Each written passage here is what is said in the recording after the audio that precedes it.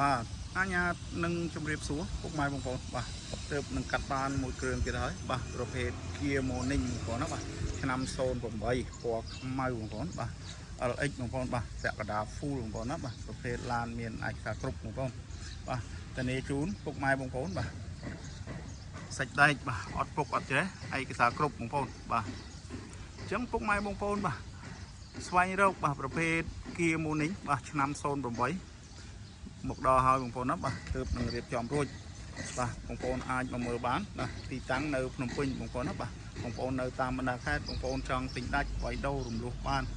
25ខេត្តក្រុងបងប្អូនណាបាទអញ្ចឹងបងប្អូនមើលតាឡានមកជុំបាទតិចទៀតខ្ញុំអត់ផ្នែកខាងក្នុងបងប្អូនណាបាទឡាននេះបាទសាច់ដែកអត់ពុកអត់ចេះទេទឹកថ្នាំស្ងួតស្មើល្អបាទស្អាតមែនតើបងប្អូនបាទមកជុំឡានបងប្អូនបាទបាទមួយនៅផ្នែកខាងក្រោយបងប្អូនបាទផ្នែកខាងក្រោយបាទស្តុកក្រោយអីអត់មានបាក់បែកអីត្រង់ណាទេបងប្អូនបាទស្អាតមែនតើបាទ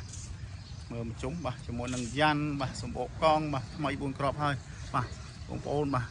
ជាវយកទៅជិះលក្ខណៈគ្រួសារឬក៏ដំណើរកំសាន្តមកឆ្ងាញ់ហើយបាទជិះ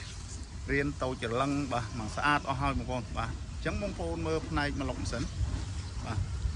បាទផ្នែកមកលុកម៉ាស៊ីនបងប្អូនបាទ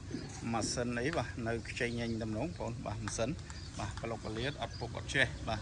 ប្រភេទឡានស្អាតតែម្ដងម្ចាស់ដើមបងប្អូនបាទឯកសារបាទស្អាតហើយបងប្អូនបាទនេះ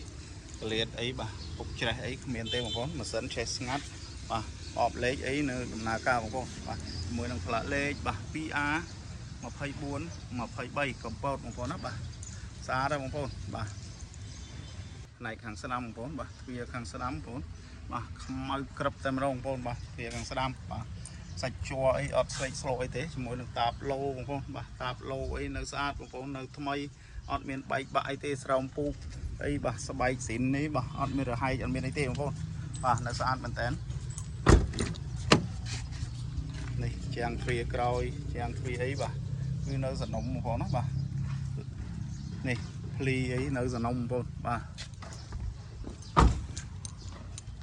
ទកង់សកួរបងប្អូនណាបាទកៅស៊ីនអីនៅបងប្អូនបាទកលៀតអីអត់មានពុកច្រេះអីត្រង់ណាទេបងប្អូនណាបាទថ្មីមែនតើបងប្អូនបាទឡានមកគ្រឿងនេះបងប្អូនណាបាទថ្មីសាច់ដែកបាទនេះបាទក្រោមបាទក្រោមអត់ពុកច្រេះអីទេពុកម៉ែបងប្អូនបាទមុននឹងបញ្ចប់សូមពុកម៉ែបងប្អូនជួយបាទ